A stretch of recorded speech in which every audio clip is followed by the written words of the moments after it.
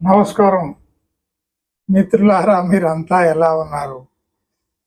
మంచి మానసిక స్థితిలో ఉంటారని ఆశిస్తూ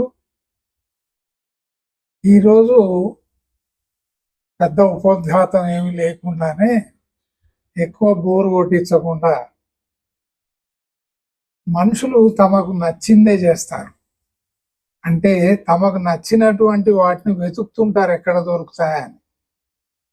ఎక్కడైతే దొరుకుతాయో వాటిని పట్టుకొని ఫలానా వారు చెప్పారు కదా కాబట్టి మేము దాన్ని పాటిస్తాం అంటే పూర్తిగా వినరన్నమాట.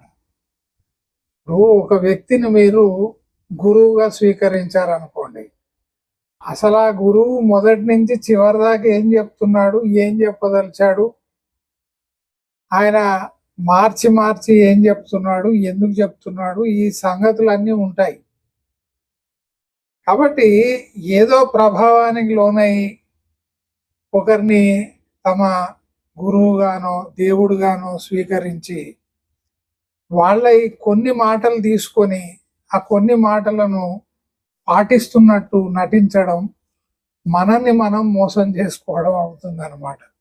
సెలెక్టివ్ లిస్నింగ్ అంటారు. కాబట్టి పూర్తిగా వినాలి. ఇప్పుడు మీరు భగవద్గీత చదువుతున్నారు అనుకోండి, చదువుతున్నప్పుడు మొదటి నుంచి చివరి దాకా అసలు ఎన్ని యోగాలు ఉన్నాయి, ఆ యోగాలలో ఏమేం చెప్తున్నాడు, భక్తి, జ్ఞాన, కర్మ, ఇవన్నీ కూడా మనం అర్థం చేసుకున్న తర్వాత దాని యొక్క సారాంశం ఏమిటో మనం గ్రహించాలన్నమాట. మీరు ఎంత అన్నం తిన్నారన్నది, ఎంత భోజనం చేశారన్నది ప్రధానం కాదు. దాన్ని ఎంత జీర్ణం చేసుకున్నారు, ఎంత వంట పట్టించుకున్నారు, అది మీకు ఎంత శక్తిని ఇచ్చింది, ఎంత ఆరోగ్యాన్ని ఇచ్చింది, అది చాలా ముఖ్యం అన్నమాట. ఈరోజు విషయానికి వస్తే, రమణ మహర్షి ఈ పేర్లు తెలియని వారు ఎవరు ఉండరు. తిరువన్నామలైలో అరుణాచలం అనేటువంటి కొండ మీద ఆయన తపస్సు చేశారు. అందరికీ తెలిసినటువంటి వ్యక్తే. జగమెరిగిన బాపనోడికి జంధ్యం ఎందుకు అన్నట్టు ఆయన గురించి ప్రత్యేకంగా చెప్పనవసరం లేదు.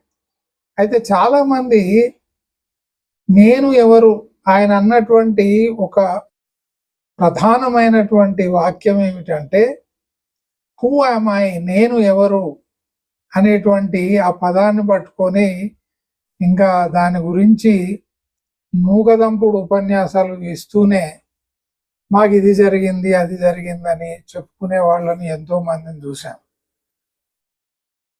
నేను ఎవరు చెప్పండి, దాన్ని ఎవరెవరైతే అనుసరిస్తున్నారో మరి మీరు ఎవరో చెప్పండి, కామెంట్స్లో చూద్దాం. ఇతరులు చెప్పినటువంటి పదాలను మనం ఉటంకించొద్దు. అంటే సింప్లీ ఆ పదాలను వాడడం ద్వారా పదం లేనటువంటి అనుభవం కూడా ఉంది. ఇప్పుడు ఒక దాన్ని మీరు చూస్తున్నారు అనుకోండి, దానికి ఎలాంటి వివరణ ఇవ్వకుండా వితౌట్ డిస్క్రైబింగ్ ద థింగ్ దాన్ని చూస్తే మీలో ఎలాంటి వికారాలు కానీ కోరికలు కానీ ఏమీ ఉండవు. ఇది ఆశ్చర్యకరమైనటువంటి అనుభవం అన్నమాట. ఎప్పుడైతే దాన్ని మీరు పదం సహాయంతో లేదా గుణం సహాయంతో వివరించడానికి ప్రయత్నిస్తారో అన్ని వికారాలు వచ్చేస్తాయి, అన్ని ప్రవృత్తులు వచ్చేస్తాయి. అయితే రమణ మహర్షి గారు చెప్పిన దాంట్లో చాదస్తం ఎక్కువ ఉందని అనుకుంటారు చాలా మంది. మీరు మొత్తం బోధనలు కనుక చదివితే అర్థమవుతుంది.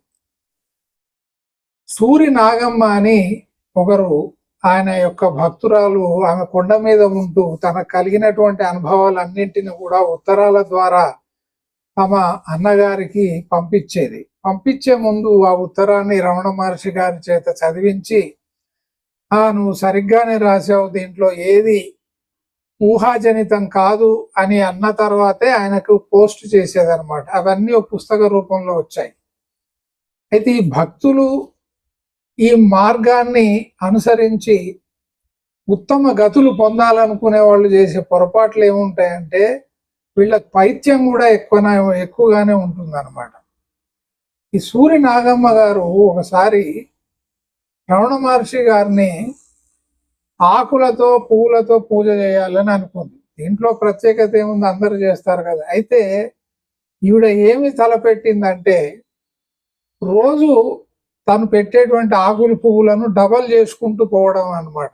అంటే ఈరోజు ఒక ఆకు ఒక పువ్వుతో ప్రారంభమైనటువంటి పూజ మరుసటి రోజుకి 2 ఆకులు 2 పువ్వులతో, అలా ఒక సంవత్సరం కాలం పాటు రమణ మహర్షి గారిని సేవించాలి, పూజించాలని అనుకుంది. చేస్తూ పోయింది.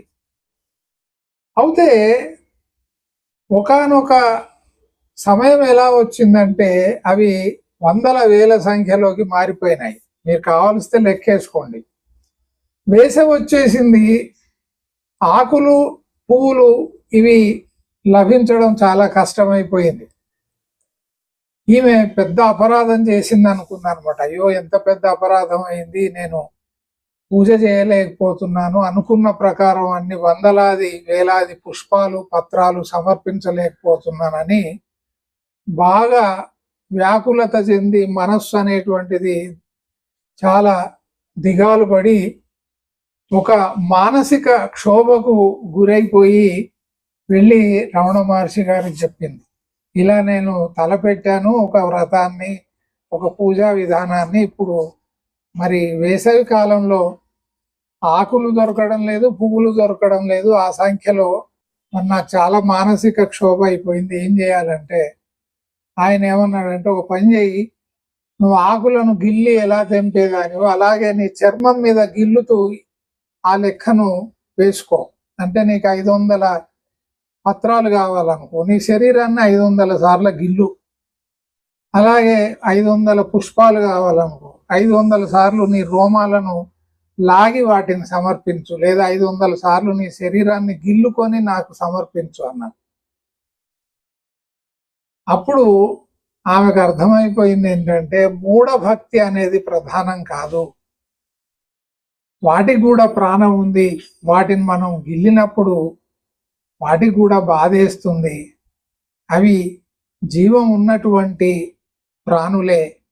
ఇది మర్చిపోతాం అన్నమాట. మూఢభక్తిలో జరిగేటువంటి పెద్ద పొరపాటు ఇదే అన్నమాట.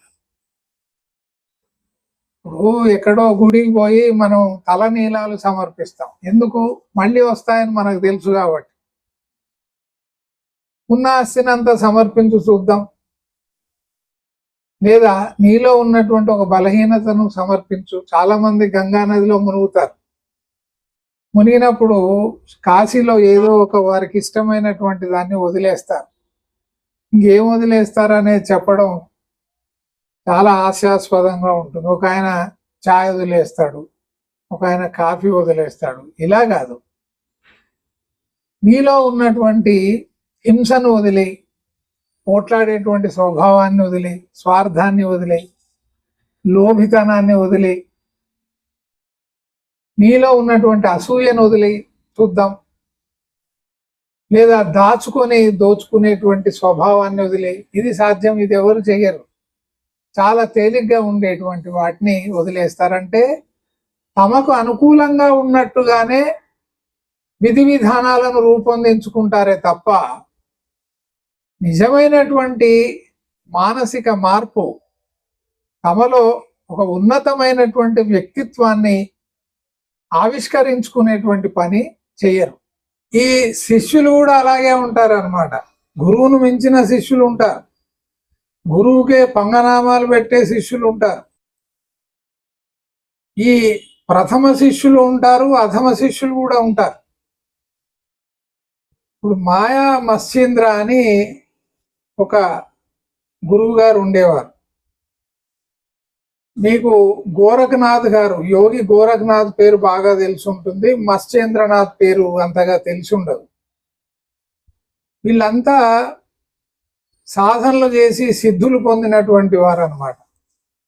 ఈ మత్స్యేంద్రనాథ్ దగ్గర చాలా మంది శిష్యులుగా చేరుతారు. ఆయన భిక్షాటన చేసి తన పొట్ట పోసుకునేవారు. ఒకసారి ఇలాగే తిరుగుతుంటే ఏది ఇస్తే అది స్వీకరించేవారు. ఓసారి ఒక భక్తుడు ఆయనకు కళ్ళు ఇచ్చాడు, కళ్ళు. ఆయన దాన్ని తాగేశారు. శిష్యులు కూడా ఓహో గురువు గారే తాగారు కదా, మనం ఎందుకు తాగకూడదని వాళ్ళు కూడా కడుపు నిండా కళ్ళు తాగారు.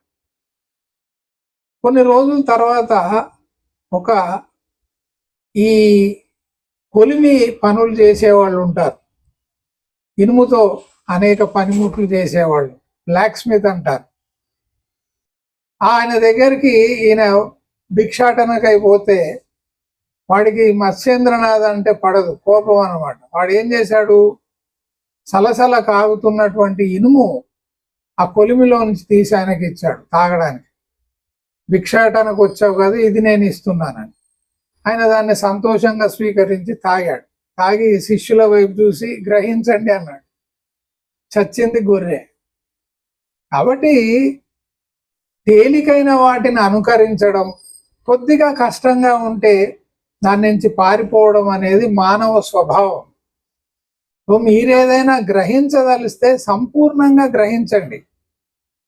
దాన్ని మొదటి నుంచి చివరి దాకా అర్థం చేసుకొని దాన్ని ఏ విధంగా జీవితంలో ఆచరించాలో ఆ విధమైనటువంటి ప్రయత్నం చేయాలి తప్ప మనకు అనుకూలంగా మలుచుకొని మనం అనుకూలంగా దాన్ని వివరించుకొని డిస్క్రైబ్ చేసుకొని ఓహో ఇలా కూడా చేసుకోవచ్చు, ఏం పర్వాలేదు అని సమర్థించుకుంటూ బ్రతికితే సాధించేది ఏమీ లేదు.